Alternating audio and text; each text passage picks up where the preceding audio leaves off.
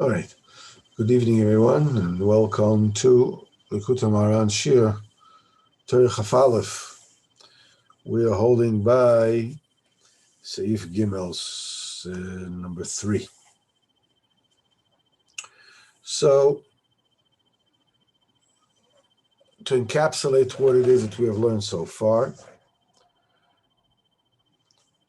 after we've explained that when a person sanctifies his mouth and his nose and his eyes and his ears, he merits to attain a divine influx of shefa, of bounty. And because of that, then his heart is burning and yearning to Kadosh Baruch Hu automatically. In other words, that process where you get stuck in Avodas Hashem and you have to wake yourself up to saying, to saying the tefillah, just to say the words of the tefillah in the morning, to say word for word, or to say it, to say the words out loud, or whatever it is that you do or don't do, that seems to be like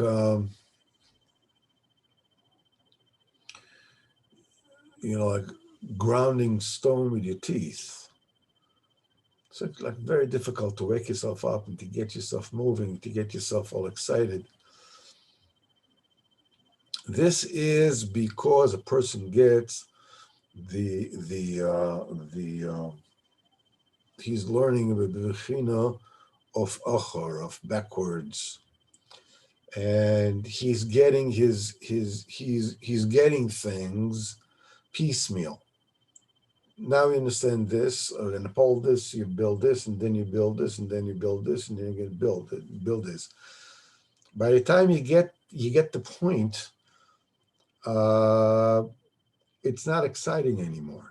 Okay, I got it. All right. It's when you get the whole thing in one fell swoop that you hardly get excited. It could be when somebody gives you dvar chochmah, something, suddenly everything falls into place at once. You go, oh, wow, this is unbelievable. This is incredible. And he's like, really get it. And so when a person is b'chinas ponim shefa eloki, it happens to him all the time. So that awakens the heart all the time, because you keep on getting it all the time. And what happens is that the pinnacle of getting Shefa Eloki is not only just knowledge, but more than that, Shefa Eloki means that your heart opens with the burim to HaKadosh Baruch Hu. And one of the things that is worthwhile discussing, being that we get to hear, is before we go on to explain the different aspects of the Shefa Eloki and the 7 candles, Rabbeinu goes on in this Torah and says that this has many parallels, and they're all tied together. He's saying that in Sif Gimel, Rabbeinu speaks about the fact that Sukkah is Shefa Eloki. It is something called Makifin because it surrounds you. And what is Sukkah called after? The Anona covered the 7 clouds of honor, which is parallel to the 7 candles. Then Rabbeinu speaks afterwards about this is chuppah. when a person gets married, gets a Shefa Eloki. Afterwards, there is the 7 days Sheva Brachos, right? This corresponds again to the 7 candles. And Rabbeinu says, Lo Aleinu, when somebody passes away, people have to sit Sheva. And this is the Sheva. The Sheva that they sit on him is the 7 candles. But over here is to elevate the Niftar to the Orapanim, to the source of where the Shefa Eloki comes from. And so forth and so on. And it is all tied together. It's all actually one thing. But being that we are holding right now on this specific inyan that the Shefa Eloki is in the heart opens in the Burim, I think that this is I got a request to talk a little bit about his Beidadus, so I think this is a good opportunity to actually talk about it, because that's the name of the game. This is how you get everything and anything. Okay. So first of all, we need to understand. We need to understand that the inyan of Hisbedidus is an ancient klal. It's not something that Rabbeinu was mechadej. It is mentioned in the Ramchal, in Orches Tzadikim, it's mentioned in Kisva Rizal, it's mentioned in Mishnah Berurah Lemais. It talks about Hisbedidus. It talks about Hisbedidus basically mean, and there is a whole series of shiurim. If anybody is interested, you should go to a site which is called Torah Anytime. And Torah Anytime, look for the shiurim. There's a set of shiurim by Rabbi Moshe Weinberger, the famous Moshe Weinberger of Eish Kodesh in 5 towns. And he's a marvelous speaker. And he is, I believe, there's a Siyar Shurim that he's giving in, I think, Yeshiva University, I'm not sure, about his Hisbedidus. From the very, very beginning, there's a sefer about the Einikol of the Rambam that speaks about, about his Hisbedidus and the principle of it. But basically, the principle of his Hisbedidus is a person who is speaking to the Kodesh Baruch Hu like a person who is speaking to a really, really good friend. Now, there are various points about his Hisbedidus. The various things that we try to accomplish in his Hisbedidus. Actually, I may have here. Okay, so there's certain inyanim that need to be achieved, certain things that need to be achieved, need to be done during his Hisbedidus.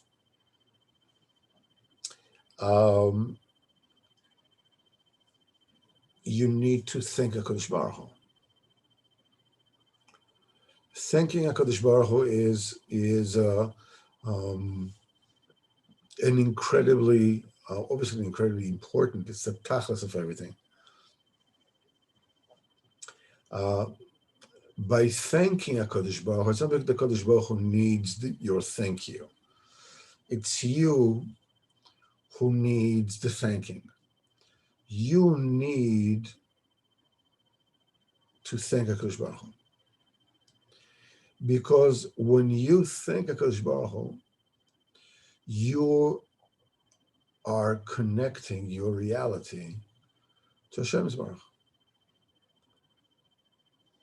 When you say thank you for anything, you realize whatever it is that you have or you got from that particular source. That's why you're saying thank you. And so first and foremost, and that is the prime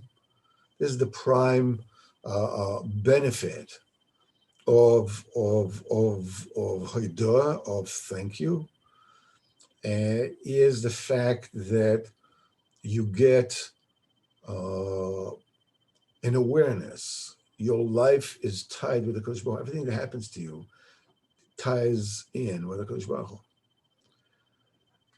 And it works both ways. Whenever it is that something that you like happens to you and you're thanking HaKadosh Baruch Hu, it works, that you realize that the good stuff comes from Hashem. But also, when things that happen in your life that you'd rather that they happen in a different way, it's also, when you're thanking HaKadosh Baruch Hu for it, it gives you a different perspective. It's not like, it ties in with the point that we spoke about, being a success and being a failure, being a cripple and being a superstar, that people equate success with success, as it were, and failure with being a loser. When in truth is that being a quote unquote a loser is willing to be a loser and willing to thank HaKadosh Baruch Hu for exactly the way I am, is a deepening of the recognition and the awareness that everything in my life is divinely ordained. Whatever it is that happens to me comes from HaKadosh Baruch Hu. HaKadosh Baruch Hu is a loving Father. Everything he does, everything he does is because he loves me. And he feels, when I feel pain, HaKadosh Baruch Hu feels the pain. And the HaKadosh Baruch Hu wants me not to have the pain. So if he still gives it to me, that means that particular pain is the best thing for me. In fact, I'm in the middle of going through a very tangled part of the Zohar Kodesh on the weekly learning that I do. There's a fabulous Choveres. I can show this to you because I think it's worth sharing with you.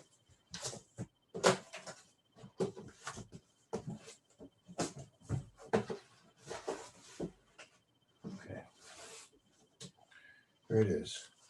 It's called Otzros Yehudim. Otzros Yehudim is you can ask me, you can send me afterwards an email. It has everything in it that you want to learn in a very concise way. There's Daf Yomi, there's Chumash, there's Tanakh, there's Mishnayos, Shulchan Aruch, Mishnah Brura, Zohar, Likutey Moharan, Likutey Halachos, Tehillim, Shmos Tzadikim, Sefer Amidah, Sipurim Maisius, just on a daily basis. It's all like Chok Yisrael kind of thing, but it's very, very doable, and you are able to go through all this Sfar Makdoshim with that, and you get every month a pack of 4 of them, each one for a week. It costs like 18 shekels a month, and it is golden. It's Pashut golden. So you can email me or WhatsApp me, and I can tell you how you can get it if you're interested. But anyhow, so I'm going through a very tangled part of the Zohar. Usually they have the Zohar with the translation, but this part does not include the translation, because this part includes the part of the Zohar that explains the Chochmas HaPartzuf, the wisdom of how to interpret the way a person looks, to be able to tell who he is, what he has done, and so they don't translate that. But you're still looking at the words of the Zohar. So one of the things that I notice is very bluntly over here that it says, If a person has these kind of lines in his forehead and whatever it is, and this and that, these kind of letters, this kind of letters, whatever it is, it says many times, it says that this is a person who did such and such an affair, and it says that that person will have to go through these kind of yisurim, this kind of sorrow, so he gets it in oil mazeh, doesn't get it in oil mabo.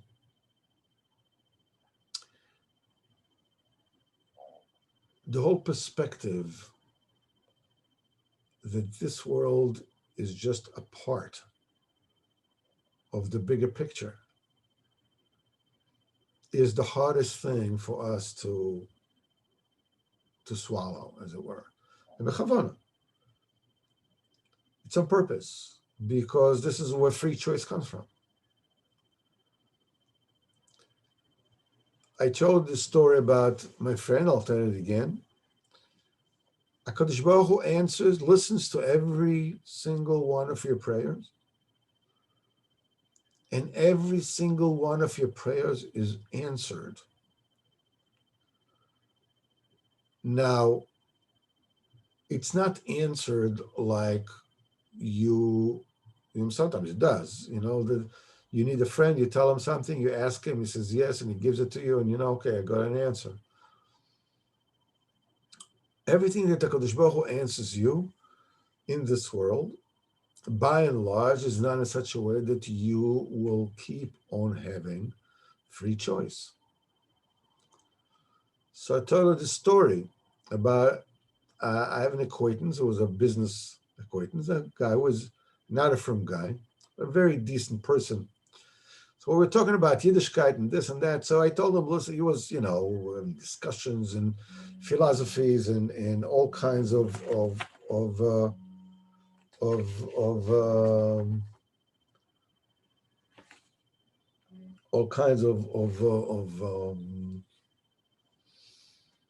philosophies and reasonings and this and that. So I told him, listen, all these arguments are baloney. Everything that, this is specifically Niv would be interested in this particular point. The main nekuda of this about Yiddishkeit is it true? Is it true? Or is it false?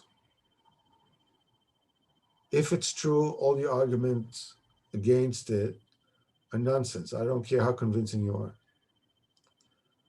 And if chas v'chalila it's false, all the arguments for are also nonsense. The thing that everything depends on is the truth. So I said, the one thing that you need to know in order to get closer to Kadosh Baruch Hu is that Kadosh Baruch Hu is there, and he's listening to you. That's it. I says, what, Kadosh Baruch Hu will answer me? He says, yeah, he will answer you, but he will answer you in such a way that you will still retain your free choice. So he said, so what do I do? He said, I'll tell you what you do. He just got himself a fairly new but used van for his family, whatever it is, and he was in my house. We were talking business, and he was going home. I said, listen, you're going in your van, you're going to be alone in the car. So, shut off the radio, don't look at anything, whatever it is, and turn to Kadosh Baruch Hu and tell him, listen, I have this friend, Al Pinchas, that he told me I should turn to you and ask you to show yourself to me. I mean, I come from a secular home. I've never been there. I don't know. Over here, everybody asks if there is or there isn't. I mean, it's not. The question is, if there is, there is. If there is, it's show yourself to me. That's all I'm asking. About an hour later, he calls me and he's laughing hysterically. He said, "You are so full of it. You are like so off your rockers, man. You are way, way off the reservation. You're way off base." So what happened? He says, "Well, I did what you said that I should do. And I was driving on Kvish Mispar Echad, Kvish 1, from Yerushalayim to Tel Aviv. And I did what you said to do. And as I finished saying the second I finished saying it, my car dies, boom, in the middle of Kvish Mispar Echad." He says, there were cars behind me. They were honking. Forget about it. It was like the pits. I mean, over here, if you are the first in the light and the light turns from red to green, within a second, everybody honks. Within a second, everybody honks. Can you imagine you get stuck on Kvish Mispar Echad on the left lane? Everybody honks. Everybody's saying, "Ah." I had to call a grar. I had to call, somebody, to tow my car, whatever it is. And what happened at the end? There was absolutely nothing wrong with the car. It's just that being a used car, the fuel gauge was a little faulty. It showed him that there's still gas in the car, when in reality, he ran out of gas. So what are you telling me? Here's a proof, and he's a proof. And I said, I mean, I told you that you have a choice to believe what you see, that this is an answer of Kodesh Baruch Hu or not. I mean, just you gotta admire the awesome artfulness of the answer. You asked, he showed you on the spot. On the spot, he showed it to you. And he showed it to you in a way that you didn't want to see it that way. What are the chances that your fuel gauge was wrong, and this is the second that your gas will run out when you ask Kodesh Baruch Hu to show himself to you? Yeah, but what? Yeah, but you want to put Kodesh Baruch Hu to the test? Okay, you came to him innocently, straightforward. So it's okay. I'll show it to you. You want to test me? Now I want to test you. Will you take it face value and realize Kodesh Baruch Hu showed himself to you? He says, nah, it didn't happen the way I would like it. It didn't like you're going, you're giving me a success. You're giving me a miracle. You're giving me something that I don't like. That for him was enough. He says, you're full of it. You're full of hot air. Kadosh Baruch Hu answers and hears every single prayer. As we said, Kadosh Baruch Hu is Omer ve'oisa.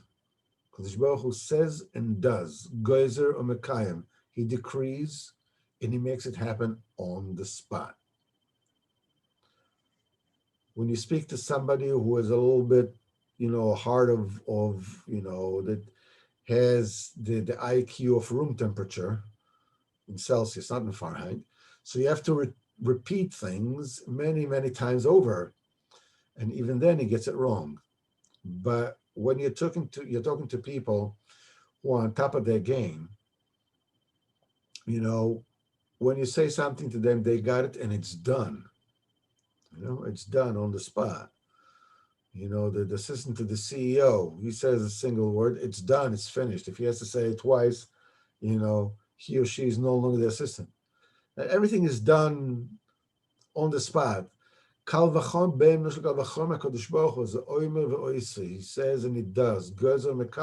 You said it once, sometimes you have to say it again, because this is what you need to do. This is what you need to do. But the Kodesh Baruch Hu heard you the first time. So the first thing is to say thank you to Kadosh Baruch Hu. You feel it, you don't feel it. The reason why you don't feel the thankfulness is because you are still locked in seeing the world from do I like it or don't like it point of view. When you're looking at things from a point of view that I believe in HaKadosh Baruch Hu, that everything is from him and everything is for the good, that's a different kind of ballgame. And the more you think, the more you'll see it. Because when you're thinking HaKadosh Baruch Hu for something and it doesn't work, in other words, it's not something that you realize what the benefit is, you feel that it's incongruous. I mean, it's just like, what am I thinking for? But the very fact that you're thinking already tells you, listen, there is something there that I'm thinking for, that it's good for me, and I don't know what it is. That already, disengages you from, oh man, I can't believe that I'm going through this, to, whoa, this is for my good, but I don't know why. But okay, so we don't know why. And the minute that you say things, HaKadosh Baruch Hu will show you and will give you an idea why this is the best thing for you. Sometimes it does, sometimes it doesn't. But you go with it. That's the first thing. A very, very important aspect of his Beididus is waiting to speak to Hashem. In fact, according to Reb Nosson, this is the key portal to making his Beididus. Rabbeinu actually told some of his people, for 1 hour, they will just go around wanting to speak to Hashem. And only an hour later was actually talking to Hashem. So a very important part of his Beididus is sitting and waiting. You close yourself in a room, or you go up on a roof, or you go out of town, or whatever it is that you do. Now it's Hashem time. For whatever amount of time that you have decided that you're going to give. You can start with 2 minutes, 5 minutes, 10 minutes, 15 minutes, 20 minutes, 30 minutes, up to an hour and more if you can. And this is, you do, you do. I mean, this is, you give your due, you pay your dues. This is what you need to do.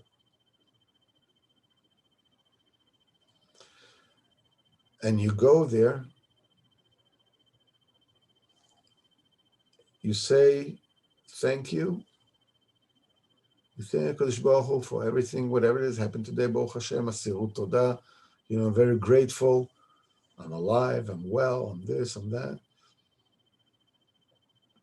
And you sit there and you wait. What are you waiting for? You're sitting there and you're waiting, wishing to talk to Hashem. You want to speak to Hashem. You want to talk to him. But you wait. What are you waiting for? You're waiting for Hashem to give you the words to speak to him. This is Bechinas Ruach HaKodesh that we're talking over here. You can say Hashem Sfatat Tiftach V'yagid Tiratecha. You can tell him, listen, I don't know what to say. My heart is closed. I feel disconnected. I feel that my heart is encased in stone, whatever it is that you want. But you sit there and you wait. Okay, so you wait. What do you do in the meantime?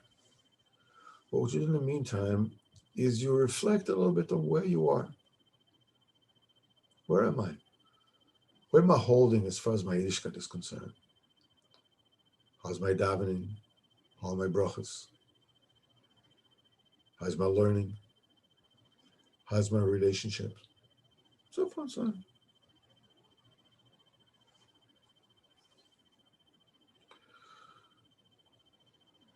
The next thing that you need to do, obviously, with this Beididus, is self-examination.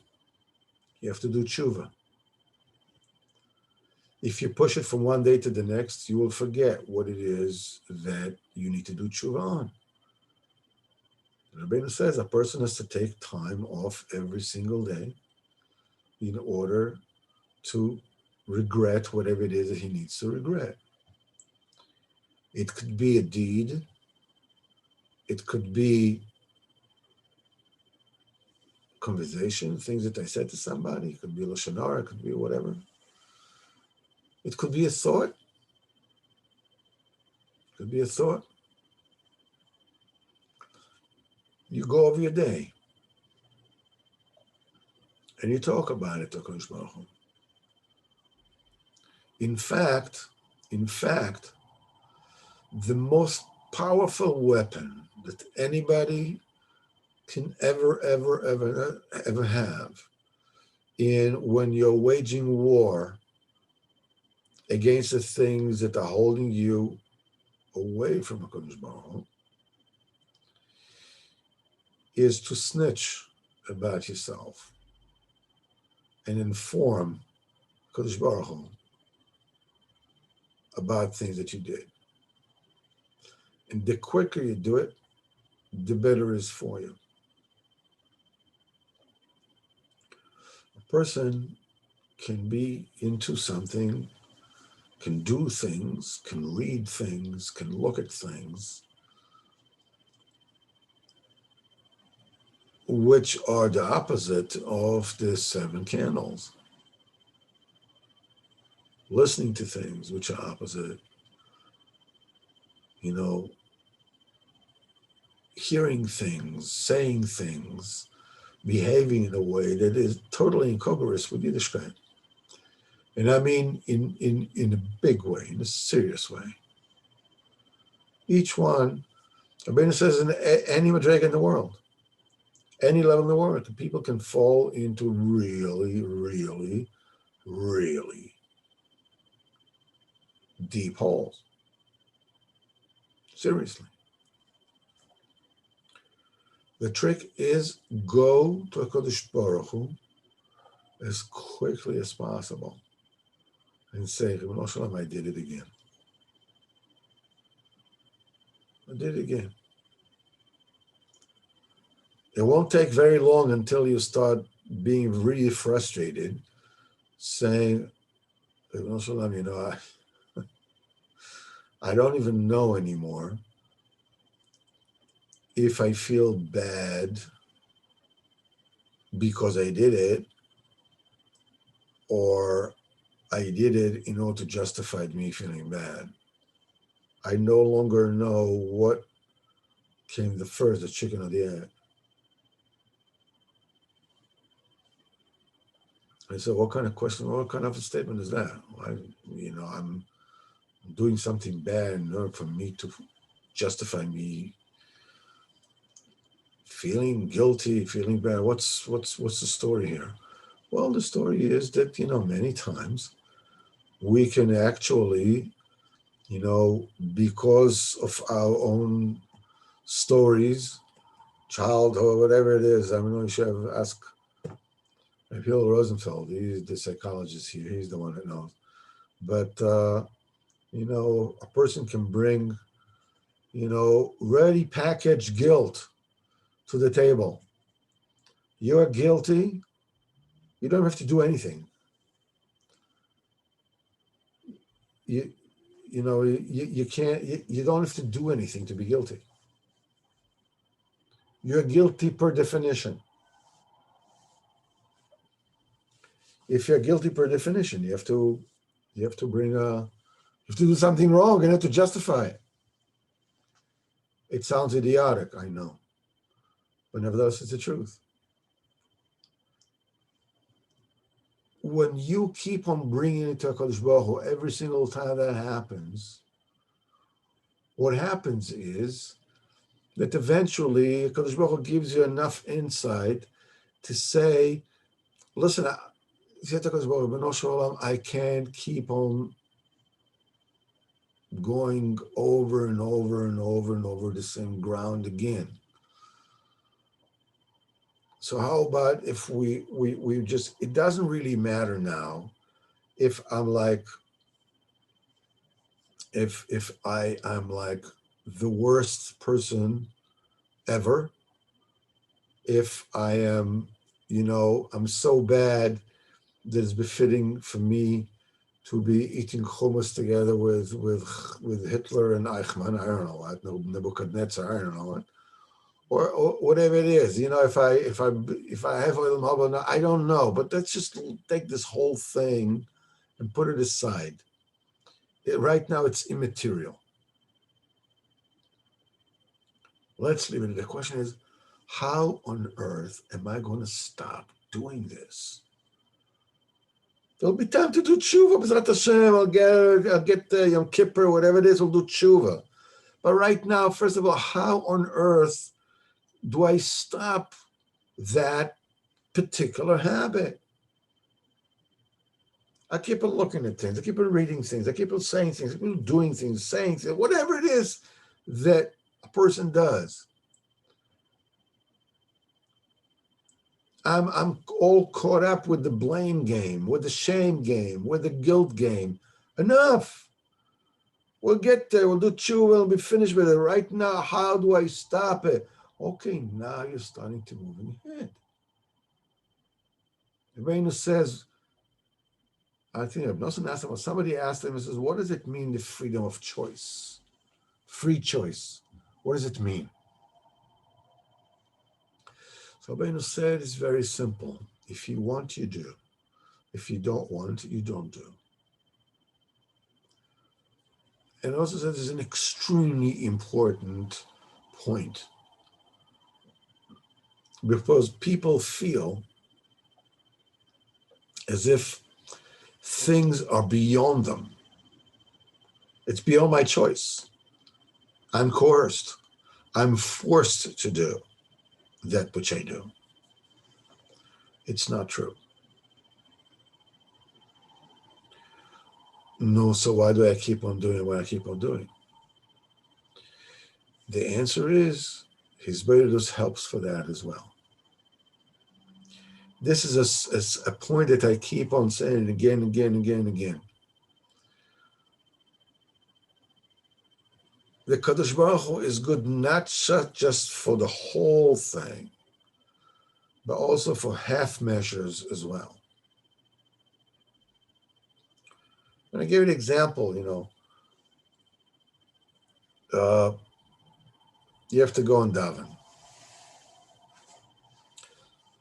Everybody, not everybody, a lot of people start from Hoidu. And when they start from Hoidu, it's like sometimes you feel like you're sitting on an oil slide, in the amusement park is then slide, when you slide down. And if the slide was oiled, the minute that you start sliding, that's it. There's no stopping all the way to the end. You're all the way on the other side. So you start Hodu, and then you get to Ishtabach, Baruch. Okay, there's a chassan here.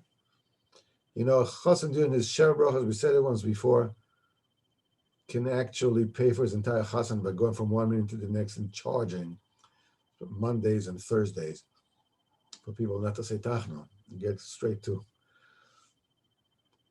And now I have to daven. And now I have to say every single word loudly.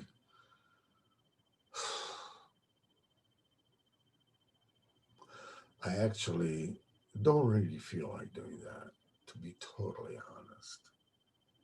In fact, I don't want to do it at all. What do? You talk to Hashem. That's funny, you tell him, I really don't feel like davening. I really don't. Well, listen, I have to, but whatever it is, but I really don't I feel like I'm getting over it. But sometimes you realize if you ask HaKadosh Baruch Hu to help you to daven, He will help you, and you really don't want Him to. You just want to get it over with. So how do you ask HaKadosh Baruch Hu for something you don't even want to ask him for?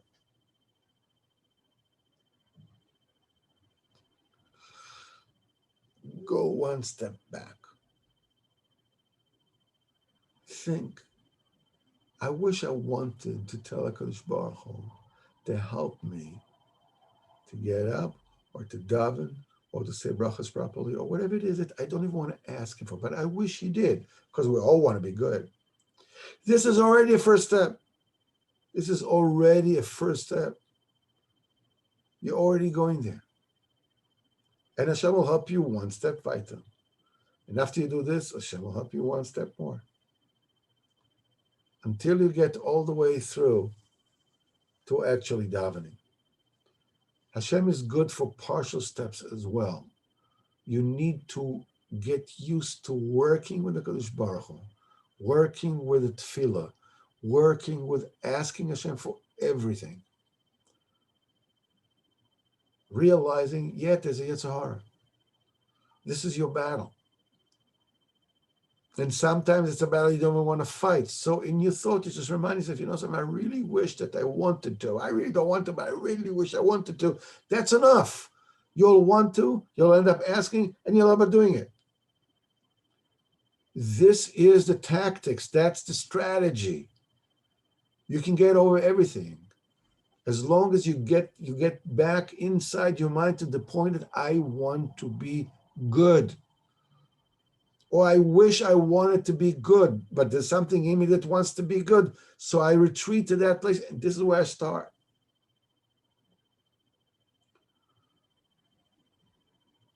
So there is cheshbon nefesh that a person needs to do. And the next thing a person needs to do in his Beidadus, you have to find the Kudas Tevis.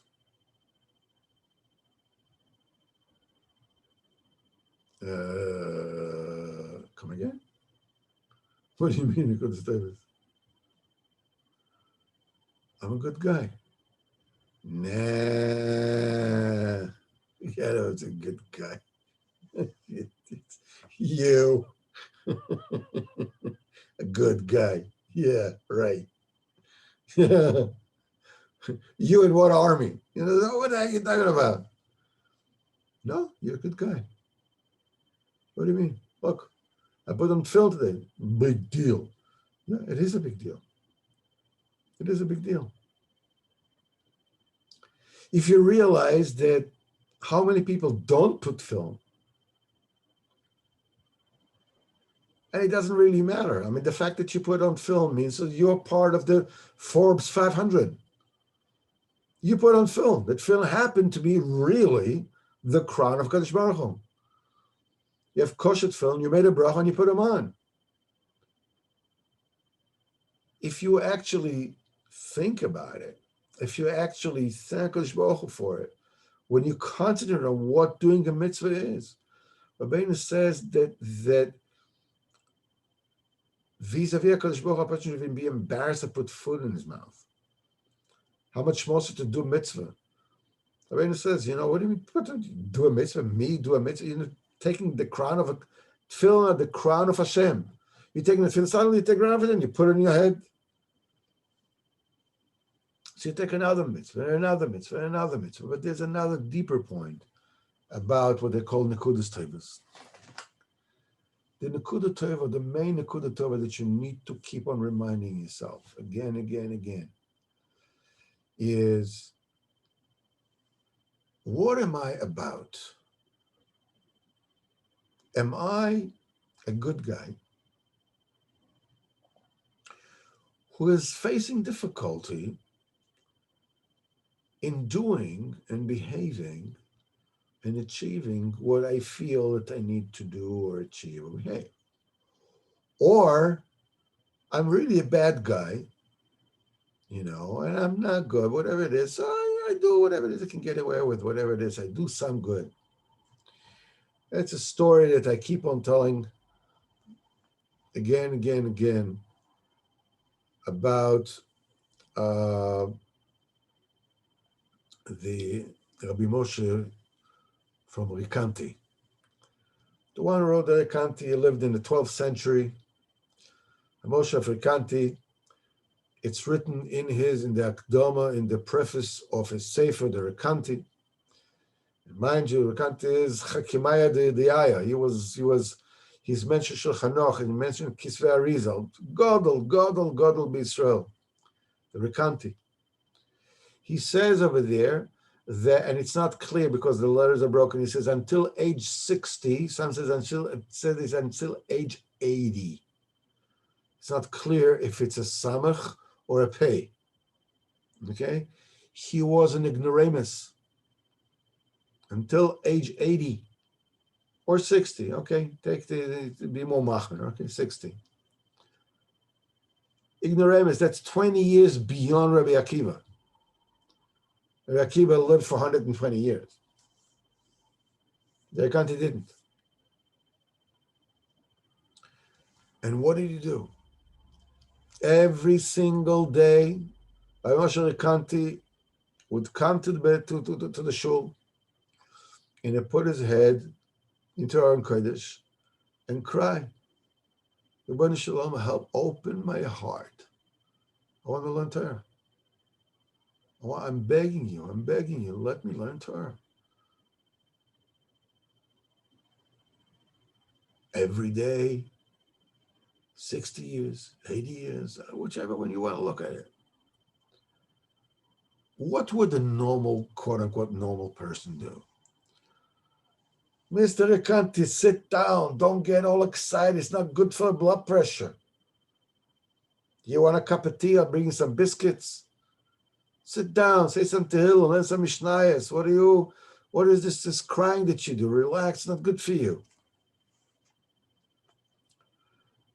But even more than that, the question is what enabled the Rekanti to be able to keep on begging and crying for decades, when reality told him, come on, man, just be realistic. It's not for you. Go ahead, do some tzedakah, masim tovim, whatever it is, it's not for you.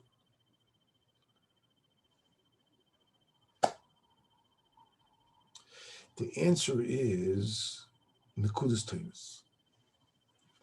The answer is, how did the Rekanti look at himself? The Rekanti says, listen, I'm just a normal person. Some people are able to learn. Some people are not able to learn. And I'm the one from the ones who are not able to learn. So, okay, let me do, whatever it is. Everyone says, no. Tefillah is good for everything. Tefillah is good for everything. You want to learn Torah? Rabbeinu said to one of his people, he says, you should learn. He says, but I can't learn. So you should daven. You should be able to learn. Daven for it. But how did the Rekanti have this koyach to keep on keeping on for decades? Is because the Rekanti looked into those a Yid who's supposed to be learning Torah, supposed to be, that his heart should be filled with Torah. Reality tells him that it's not so. So reality doesn't know what the heck it's talking about.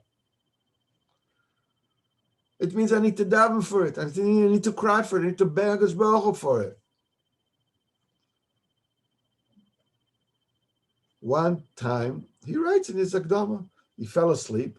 He was into Aron Kodesh, of course, crying. He fell asleep with his head into Aron Kodesh. In his dream, said somebody came to him and gave him a little from Be'er of Shemiriam, a little bit of water from Shemiriam. He drank it, and his heart opened and became the Rekanti. He writes it in the Akdama. It's not a story. It's not somebody that... Yeah, but... I don't really want to cry. I don't feel like crying. I want to have the biscuits with the tea. I'll have some chocolate, I want a piece of chocolate. I don't want to cry and open my heart and Torah or whatnot. But I want. Or I hope maybe I will want. So you take it from there. You start asking, Ribono Shel Olam, please. I don't even want it, but I want to want it. Please help me. Please help me. Please help me. Rav Nosson says when you are starting to ask for a certain inyan, no matter how far you are from where you're supposed to get, from the very beginning, you are getting a glow, ha'ara, from your goal. If you are asking for your Shemaim, you're already starting to get the glow of your Shemaim. You're asking for Torah, you're already starting glow of Torah. When you're asking for Emunah, you're already getting Emunah.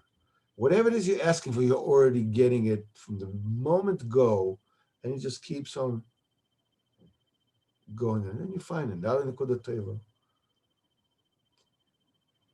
when I see somebody in shul and he's asking for money, and I have money, I give him. Rabbeinu says Nekuda Tova doesn't mean that you're perfect in it.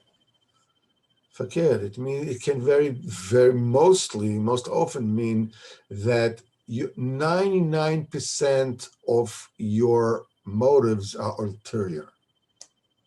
Shlo l'shem shamayim. Do you know why I want to give him tzedakah? Because I feel guilty, and I'm afraid that if I won't give him, because he won't give me. Beseder, no problem. The Gemara says, I'm giving this particular money, so his son will live. So the Gemara says, tzaddik gomer, the complete tzaddik. We don't know. You got to be perfect. You got to be clean. You got to be 100% spitzdik. No. The first halacha in Likutey halacha is shchora ani v'nava. I'm black and beautiful. I'm mostly black, but inside there's an akuda of total beauty. I want a Kodesh Baruch Hu. I'm a Jew. I want a Kodesh Baruch Hu. I want to be good. I want to be a good husband. I want to be a good father. I want to be a good son. I want to be all these things. I want to be. I really want to be good. It's tremendous. You have to see yourself that way. This is the thing that will get you to where you need to get. Because if you see yourself as bad, okay, that's what we said before. If you're guilty, you do things to feel guilty. If you feel that you're bad, you'll do things that will justify you feeling bad. If you'll convince yourself when the Kodesh Tov is that you are good, you will do things that will justify you being good. And on top of everything else, it's a very, very good idea to tell Kodesh Baruch Hu about what went into your day. I spoke to this one, I got hurt by this, I was happy about it, wasn't happy about it, whatever it is. And it's like and you keep on talking about it. And by sticking to it, when I'm saying sticking to it, I mean, what do you mean sticking to it? I don't make as bad as this. How can I stick to it if I do something that I don't do? No. Stick to wanting to do it. Stick to and asking HaKadosh Baruch Hu, please help me make his this. Please help me set aside time to speak to you. I really don't feel like doing it. Okay, please help me. With total emunah, you ask, every single prayer is listened to. Kadosh Baruch Hu listens to everything you say. Kadosh Baruch Hu accepts everything you say. And you keep on building up. When you fill up, when you paid up the amount of tefillah you need to pay, you will get it, for sure. For sure.